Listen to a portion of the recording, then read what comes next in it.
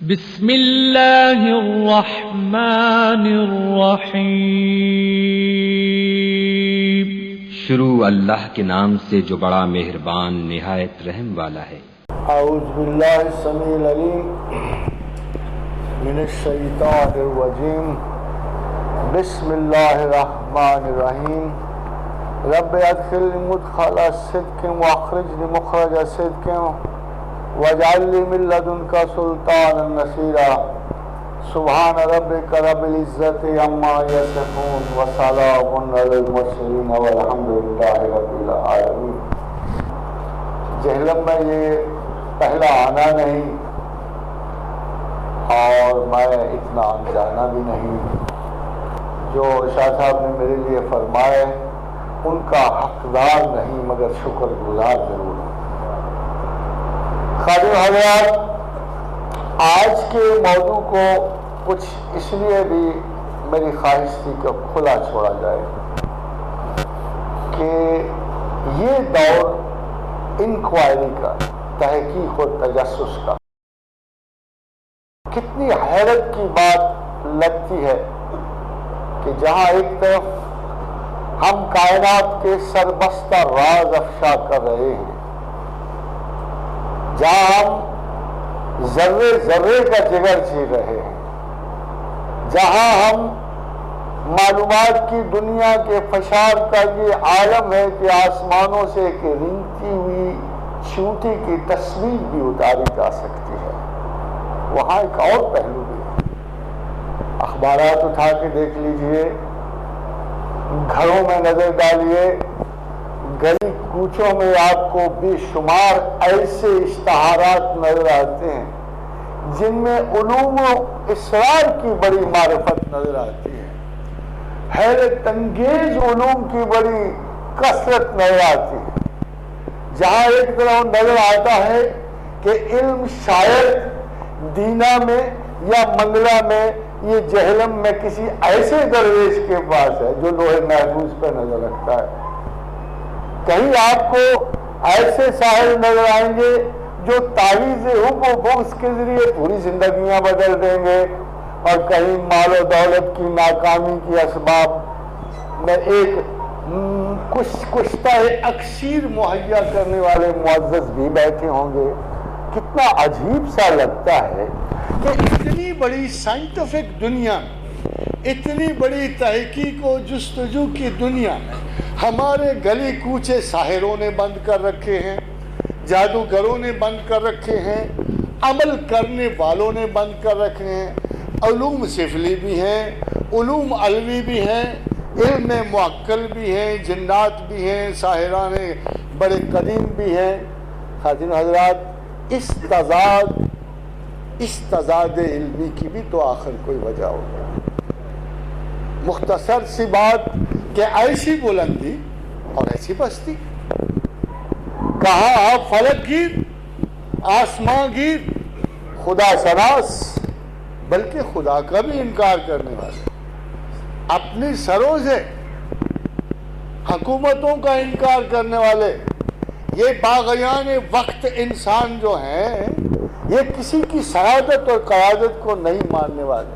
کہاں تو ایک یہ عالم تمرد اور سرکشی کا کہ نمرود و حامان شرمندہ ہے اس وقار انسان، اور کہاں یہ حال کہ سسکتے پھرتے ہیں گلی کوچوں میں، حساب کتاب ہو رہے ہیں، صفحات بھرے جا رہے ہیں، نسخے استعمال ہو رہے ہیں، کہیں امام بونی کے 3000 وظائف عمل میں ہے، کہیں شمع جل رہی ہیں رئیس امروہی کی۔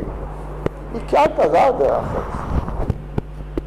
خاتون حضرات، جب اللہ نے عقل تخلیق کی تو اپنے آپ کو داد دی، بڑا مبارک کہا اپنے آپ کو، فرمایا میں نے کیا خوبصورت شے تخلیق فرمائی۔ پھر اللہ نے اس کا بھی تو کسی چیز سے پیٹ بھرنا تھا، عقل کو زندہ بھی تو رکھنا ہے، پھر عقل کو علم سے زندہ رکھا، عقل کی خوراک علم متعین فرمائی، علم کی ترجیحات مقرر فرمائی، مگر ایک بات قرآن حکیم میں، بلکہ دو باتیں بڑی عجیب سی کہہ، فرمایا اللہ خوب جان لیتا ہے کہ علم کہاں رکھتا ہے، یعنی پوچھے کہ حساب کتاب میں نہیں رکھتا، اور جادوگروں اور ساحروں میں نہیں رکھتا، عام علم والوں میں بھی نہیں رکھتا، شناخت کے پہلو بڑے جدا ہوتے ہیں، اللہ کو اچھی طرح پتا ہوتا ہے کہ علم کہاں رکھنا ہے، اللہ بڑی احتیاط سے علم رکھتا ہے، کیونکہ اگر آپ پورا قرآن پڑھ جاؤ تو عالموں کے بارے میں جتنی سخت فہمائش و تنبیہ آئی ہے اور کسی کے بارے میں نہیں آئی، کہا کہ وہ عالم جو دین کو دنیا کے لیے بیچتا، وہ عالم جیسے بنو اسرائیل کے تھے جو آیات قرآنی میں، آیات زبور و تورات میں تصرف کر دیتے ہیں، ثم يحرفونه من بعد ما عقلوهم يعلمون، جانتے بوجھتے ہوئے آیات کی تحریف کر دیتے ہیں، اور وہ عالم لِيَشْتَرُوا بِهِ ثَمَنًا قَلِيلًا، تھوڑے تھوڑے چند سکوں کے لیے آیات قرآنی کے مطالب بیچتے ہیں، اللہ ایسوں کو علم نہیں دیتا۔ حضرات، اس علمی تناقض کی وجہ سے پروردگار عالم نے ایک بڑی ہی خوبصورت بات کہی، اصول علم وضع فرمایا۔ غور کیجیے گا، شاید آپ نے 12 قرآن پڑھا ہو مگر اس اصول علم کی طرف آپ کی توجہ نہ گئی ہو۔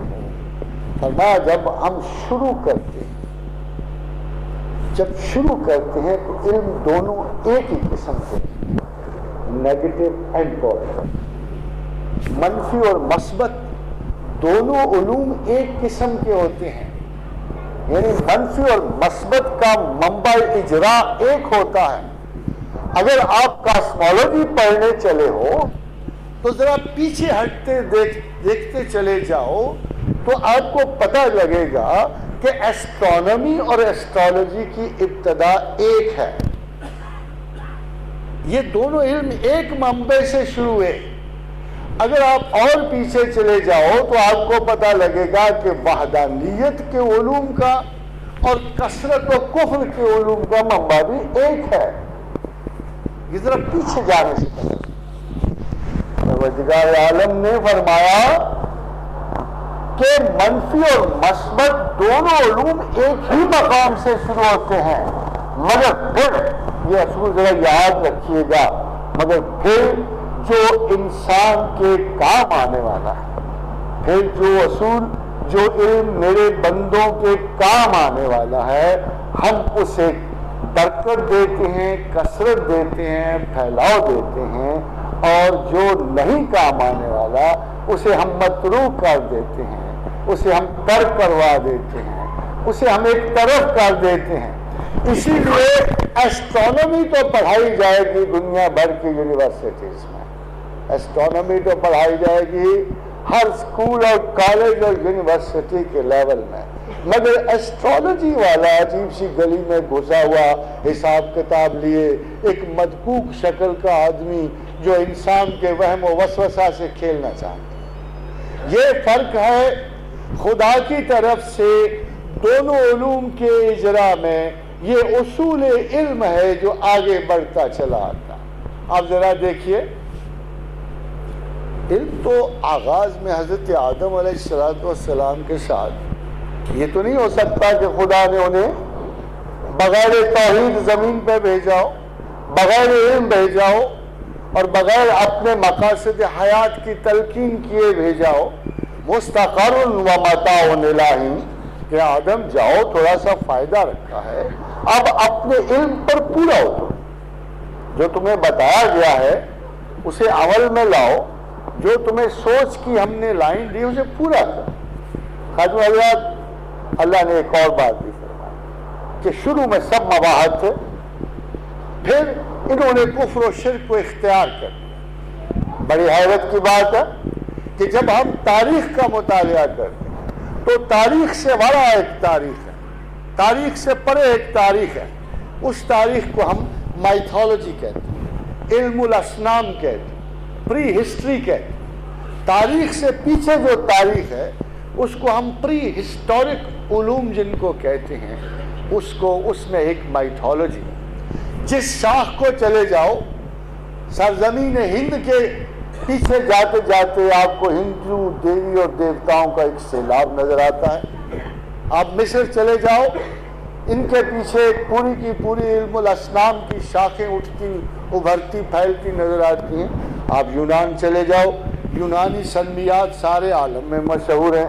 آپ اسکینڈینیویا چلے جاؤ، اسکینڈینیویا کی مائتھولوجیز مشہور ہیں، حتیٰ کہ روس کی آپ نے کبھی نہیں سنی ہوں گی، مگر روس بھی ایک بڑی مربوط علم الاسنام کی شاخ رکھتا ہے، مگر وہاں تو سارے بت ہیں، وہاں تو اسنام ہے، وہاں تو کوئی خدا واحد نہیں ہے۔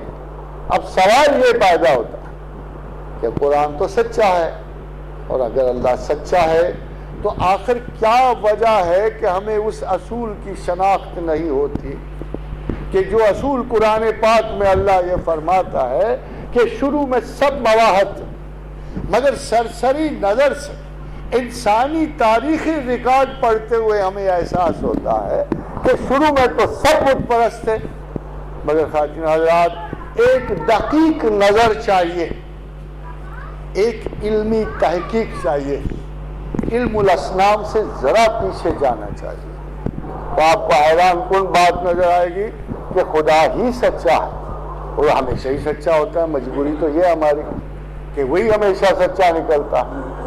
اگر آپ گریک مائتھولوجی دیکھیں گے تو پتہ لگے گا کہ مشہور ترین 5 دیوتا جو گریک کے ہیں، جن میں زیس ہے، ہیرا ہے، ہیفاسٹس ہے، ہرمیز ہے، کیوپڈ ہے، یہ سارے کے سارے ایک دیوتا سے پیدا ہوئے ہیں۔ بڑی دلچسپ سی بات ہے کہ یہ دیوتا جو اولمپک گاڈ کہلواتے ہیں، جن کی مشل آج بھی آپ کے ہاں چلتی ہے، ہم اس مشل کو لے کے چلتے ہیں۔ یہ مشل جو ہے یونان کے دیوتا ہرمیز سے منسوب ہے، ہرمیز کو ایتھلیٹک گاڈ کہتے ہیں۔ یہ گاڈ وہاں سے as a symbol of sports آیا ہے۔ اب ذرا ہرمیز کا اگر آپ حلیہ دیکھیں گے تو آپ کو بڑی حیران کن بات نظر آئے گی۔ اسی سے لفظ ہرمافروڈائٹ نکلا ہے گریکس کا۔ ہرمافروڈائٹ سے مراد یہ ہے مرد اور عورت دونوں اکٹھے۔ ہرمافروڈائٹ کا مطلب یہ ہے کہ ہرمیز دیوتا جب دوسری دیوی افروڈائٹ سے ملتا ہے تو وہ ہرمافروڈائٹ، یعنی ہر مرد اور عورت میں، ہر عورت میں ایک مرد موجود ہے اور ہر مرد میں ایک عورت موجود ہے۔ So every human single individual is bisexual۔ یہ ان کا ایک تھیسس تھا اور وہیں سے یہ لفظ نکلے ہیں، کیونکہ گریک سے بہت سارے لفظ جو ہیں آج کی ماڈرن ہسٹریز میں آئے ہیں، سائنسز میں آئے ہیں۔ تو اگر آپ وہاں غور کریں تو ایک جملہ لکھا ہے کہ زیس اپنے باپ سے اتنا ڈرتا تھا، وہ جو آخری دیوتا جو بڑا دیوتا تھا جسے آپ اللہ کا ہم مانی قرار دیتے ہیں، اس کا نام کرونس تھا، کہ وہ اتنے ڈرتے تھے کہ کرونس جو بچہ پیدا ہوتا اسے کھا جاتا۔ خاطر حضرات ہم دیکھتے تو یہ ہے کہ داستان یہ ہے، مگر اصل بات یہ ہے کہ توحید اتنی مضبوطی سے قائم تھی یونان میں کہ جب بھی کوئی چیز پیدا ہوتی اس قسم کی، جب بھی کوئی شراکت الہیہ کی بات ہوتی تو اسے سختی سے کچل دیا جاتا اور خدا واحد کی پرستش برقرار رہتی، جس کا سنگل نام کرونس تھا۔ مگر جب یہ دیکھا گیا کہ پیریکلس کی طرح کہ ایتھنز میں توحید کے سوا کچھ نہیں چل سکتا، تو پھر کچھ لوگ بھاگ کے کریٹ کے جزیرے میں پہنچے اور وہاں بت پرستی کا آغاز کیا، اور اس طرح پورے یونان میں اولمپک گاڈز کا آغاز ہوا۔ خاطر حضرات زیادہ مثالیں نہیں دوں گا، مگر ذرا ہندوستان پہ نظر ڈالیں۔ ہندوستان کے 2 ٹرینٹیز مشہور ہیں، 2 ترائیاں، 2 خدائی کے سلسلے۔ پہلا سلسلہ ہے اندرا، ورونا، متھرا۔ یہ پہلا سلسلہ خدائی ہے، اور دوسرا سلسلہ ہے برہما شیوا وشنو، یہ دوسرا سلسلہ خدائی ہے۔ پہلے سلسلے خدائی کے زوال کے بعد دوسرے سلسلے نے عروج پایا اور ہندو مائتھولوجی کچھ اور نمایاں ہو۔ حضرات، آریئنز ہیڈ اونلی ون گاڈ۔ یہ بڑا مشہور ہے کہ جب آریائی ہندوستان میں آئے، جب قوم آریا ہندوستان میں آئی، ان کا صرف ایک خدا تھا، اس خدا کا نام تھا اندرا۔ اندرا کی دو صفات تھی صرف، ایک تو اس کو کہتے تھے گاڈ آف تھنڈر، یہ جلال کا خدا ہے، دوسرا کہتے تھے یہ جنت دینے والا، اس گاڈ آف سورگ، یہ جنت دینے والا خدا۔ اگر آپ غور کرو تو اندرا ترجمہ ہے یا ذل جلال والاکرام کا، کہ ایک طرف اس خدا کی صفت یہ تھی کہ جلال کا، روم کا، طاقت کا بادشاہ تھا، اور اس کے پاس لہراتی ہوئی برق شائقہ تھی، برق لامعہ تھی، برق خاشعہ تھی، اور وہ بجلیوں سے اپنی مخلوق کو مارتا تھا جب قہر میں آتا تھا، اور دوسری طرف اس کے پاس سواد تھی، جنت تھی۔ اور اسی بنیاد پر اندرا ایک سنگل رب واحد تھا پورے ہندوستان میں۔ مگر جو ہی انڈیا میں داخل ہوا، خاتون حضرات، لوگوں نے اس کی 2 شادیاں کرا دی۔ جو ہی اللہ انڈیا میں داخل ہوا، یہاں ایک ماجرانہ نظام کی حکومت جو پہلے سے بت پرست تھے، ان کی 2 دیویاں تھیں، چاند کی دیوی ورونا اور بکھرا، 2 دیویاں۔ انہوں نے جب کلچرز آپس میں ملتے ہیں، جب تہذیبیں ملتی ہیں، اگر جیلم جا کے ملے گا پنڈی سے تو زبان میں تبدیلی تو آئے گی نا، کچھ نہ کچھ کلچر میں بھی تبدیلی آئے گی، کچھ لہجہ بدلے گا، کچھ انداز معاشرت بدلے گی، کچھ عادات و خصائل بدلے گی، کچھ نہ کچھ تو بدلے گا۔ جب 2 معاشرے ٹکراتے ہیں تو ہر معاشرہ کچھ لے لیتا ہے، کچھ دے دیتا ہے۔ ایک بڑی عجیب بات جو اسلام کے ساتھ ہوئی، اسلام جب ہندوستان میں آیا تو ہندوستانی معاشرے میں ایک بڑی اعلیٰ درجے کی سکل قائم تھی، بڑی اعلیٰ درجے کی مہارت قائم تھی۔ یہ غور کیجیے گا، دیکھیے گا کہ ہمارے کس کس واک آف لائف میں یہ ساری چیزیں آ گئی ہیں۔ ہندوؤں میں مہارت یہ تھی کہ وہ اپنا مذہب بہت زیادہ کرپٹ کر بیٹھے تھے۔ ہندوؤں میں حادثہ یہ ہوا کہ معاشرہ 4 حصوں میں تقسیم ہو گیا، براہمن میں، راجپوت میں، ویشاز میں اور کشتریاز میں، یہ 4 اور شودراز ان کے ایک آخری طبقہ تھا۔ جب یہ معاشرہ تقسیم ہو گیا اور لوگوں نے ایک دوسرے پہ فتح پانے کی کوشش کی تو باوجود عقل کے براہمن یہ جنگ ہار گیا اور کشتری یا راجپوت یہ جنگ جیت گیا۔ خاتون حضرات، یہ دیکھ کر براہمن باز نہیں آیا، اس نے دوبارہ اقتدار کی کوشش کی، مگر اب علم اور عقل سے کوشش کی۔ اب اس نے راجپوت کو قیدی بنایا، وہم کا، وسوسے کا، جھوٹ کا، بھوت پریت کا، جادو کا، سحر کا، اور بیچارہ سیدھا سادہ سا جنگجو راجپوت انہی عوامل میں الجھ کے دوبارہ برہمن کا شکار ہو گیا۔ جب اسلام آیا خاتون حضرات، خدائے واحد پہ اتنا پورا یقین، اتنا زبردست یقین، پیچھے وہ یقین والے لوگ تھے کہ حضرت خالد ابن ولید نے جب ذات سلاسل کی جنگ میں فتح حاصل کرنے کی کوشش کر رہے تھے تو پادری نے صلح کی خواہش کی، آپ نے امان بخشی۔ جب وہ صلح کے لیے آیا اور کہا کہ خالد، آج اگر تم صلح نہ کرتے تو میں اپنی قوم کو کیا منہ دکھاتا، اس لیے میں زہر حلاحل کی پڑیا ساتھ لایا، میں یہ بس بدترین قسم کا آرسینک ساتھ لایا تھا، اور میرا یقین رکھ کہ جب تو نہ کرے گا تو میں اس کو کھا لوں گا۔ جو اپنے آپ کو بت سکن کہلوانا بڑے تفاخر کا باعث سمجھتے تھے، ادھر وہ معرفت علوم کے مالک، وہ قطب عالم، سیدنا حضرت شیخ خلیل بن عثمان حجویری بھی آئے تھے، سلسلہ جنیدیہ کے وہ شیخ جنہوں نے بر صغیر میں علم و حکمت کی شمع روشن کی، جن کے بارے میں اقبال نے کہا کہ سید حجویر مخدوم امم مرقد او پیر سنجر را حرم، کہ یہ وہ استاد عالی مقام ہے کہ پیر سنجر بھی یعنی خواجہ معین الدین چشتی اجمیری بھی اس کو اپنا حرم علم جانتے ہیں، اور یہیں آ کر اپنی نیاز جبی نیاز طے کرتے۔ خواجہ حضرات، یہ جب اسلام چلا آ رہا تھا مائتھولوجی ساتھ اس کے مکس ہو رہی تھی۔ جیسے میں نے آپ سے کہا کہ ہندوؤں میں ایک بہت بڑا کمال یہ تھا کہ کسی مذہب کو سر اٹھانے نہیں دیتے۔ سب سے پہلا جو مذہب کا ان سے واسطہ پڑا، جس کو انہوں نے خود کرپٹ کیا، وہ بدھزم تھا۔ آپ نے مجھے بہت سارے لوگوں نے اشوکا فلم تو دیکھی ہوگی، ابھی جو ہندوستان میں بنائی، اس سے پہلے بھی اشوکا فلم تو نہیں حقیقت تھی۔ مہاراجا اشوک اور رنزیب عالمگیر کے بعد سب سے بڑی مملکت ہندوستان کا مالک، وہ دو بادشاہ ہیں جن کو دنیا میں سب سے بڑا ایریا فتح کا ملا ہے، ایک شہنشاہ محمد اور عالمگیر اور دوسرا اشوک۔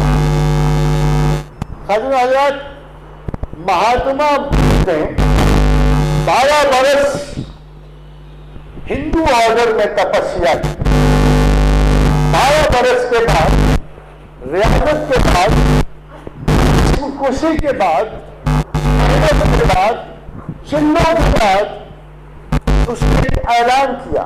یہ اعلان بڑا معتبر ہے، اس سے وضاحت علم ہوتی ہے۔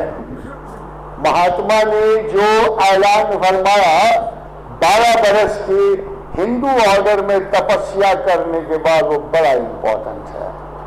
مہاتما نے کہا کہ ریاضت جسم میں علم نہیں، نروان نہیں، عرفان نہیں، جتنی مرضی محنت کر۔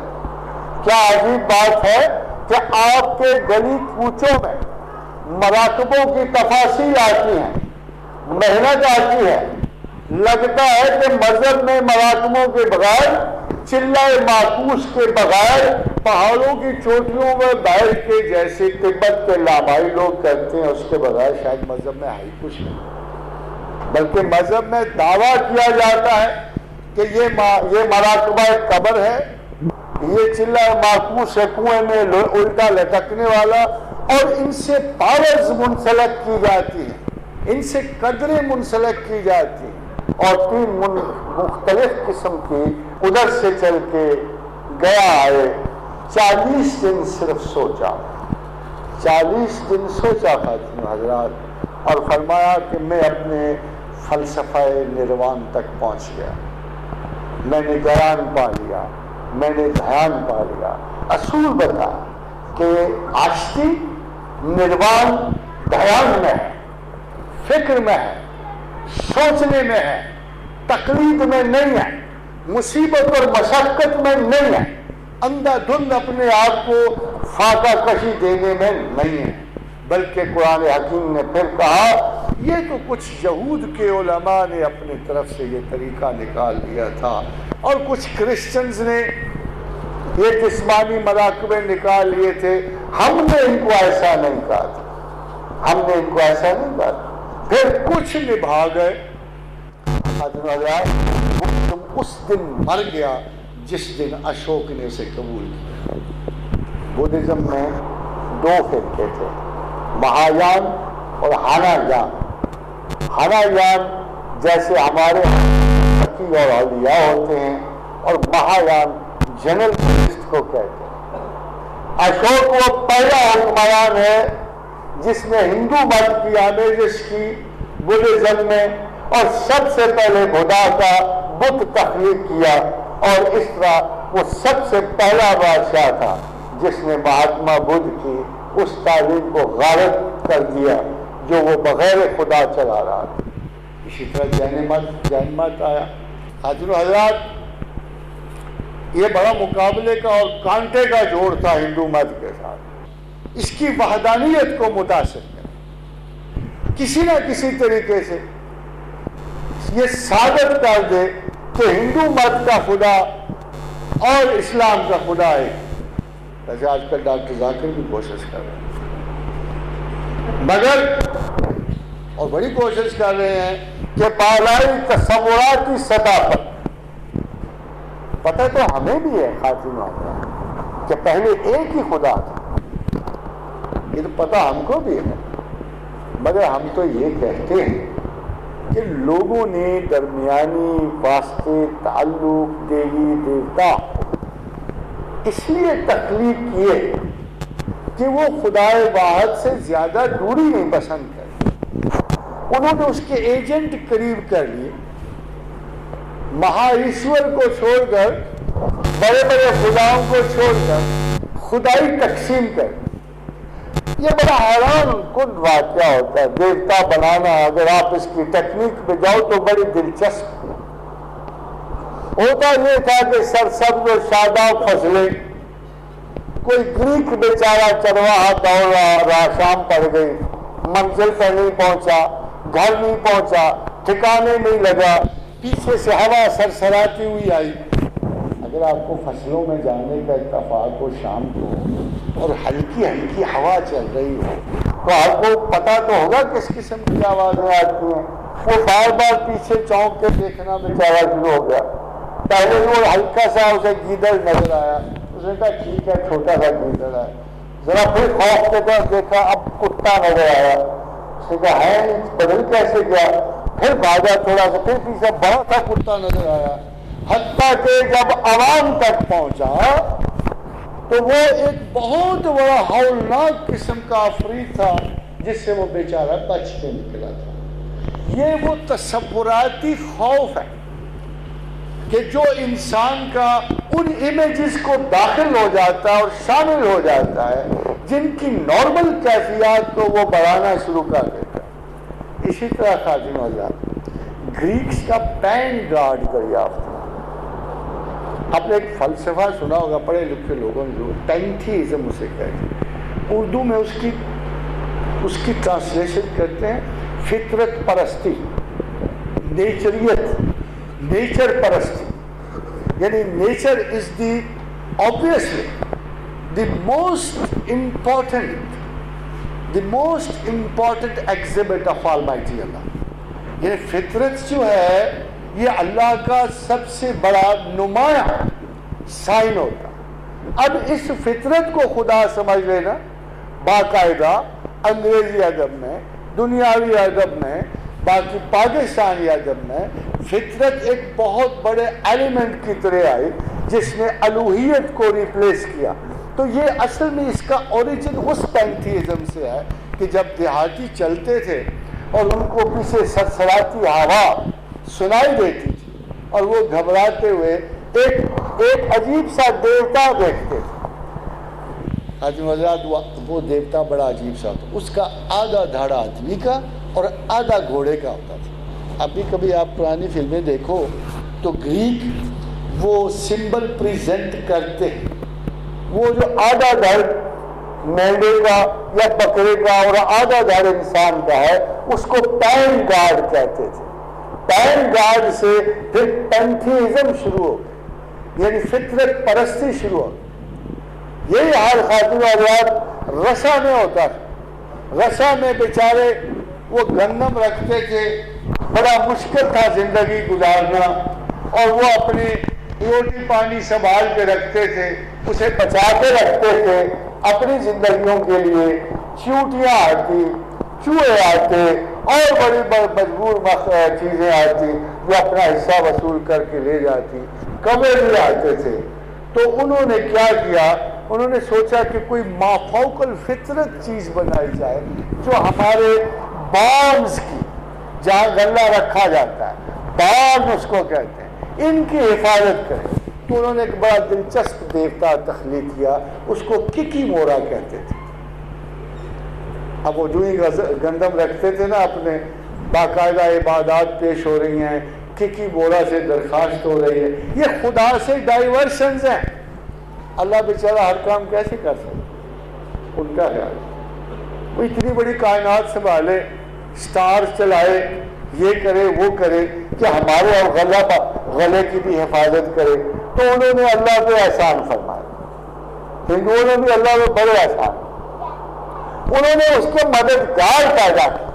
یہی بات وہ کہتے تھے، وی نو، عرب کہتے تھے کہ خدا واحد کو مانتے ہیں، ہم تو صرف اللہ ہی کو مانتے ہیں، مگر اللہ کیا کام کرے گا؟ اتنے سارے کام میں کوئی نہ کوئی مددگار تو شریک تو ہونا چاہیے. ایک اکیلا 2 11، سو اللہ کو انہوں نے 11 لوگ اور دے دیے. ایک دفعہ عمر بن لہی حضور صلی اللہ علیہ وسلم فرماتے ہیں کہ میں نے جہنم میں عمر بن لہی کو دیکھا کہ وہ اپنی انتڑیاں آگ میں گھسیٹ رہا تھا. حضرت عمر بن لہی وہ ہے جس نے کعبہ میں پہلے بت رکھے تھے، اور یہ بت بڑے مزیدار تھے. ایک دفعہ وہ گزر رہا تھا، جیسے آپ نے عقیقے سلیمانی نہیں دیکھے ہوتے، کوہ سلیمان کے پتھر رنگ برنگے خوبصورت سے، بڑی داستان ان پہ چڑھائی ہوتی ہے اور پتھروں والوں نے. یہاں پرستان سے گزرتی ہوئی پریاں اور نکلتی ہیں، پھر حضرت سلیمان کے نقش مش کیے جاتے ہیں، پھر ان میں رنگ و روغن آتا ہے، پھر یہ عقیقے سلیمان نکلتے ہیں. اور ایک ایک کا ریٹ جو ہے جو 5 پیسے کا بلوچستان سے ملتا ہے، ادھر 5000 ہوتا ہے. تھوڑا سی اگر یہ داستان بیچ میں نہ ہو تو ریٹ گر جاتا ہے.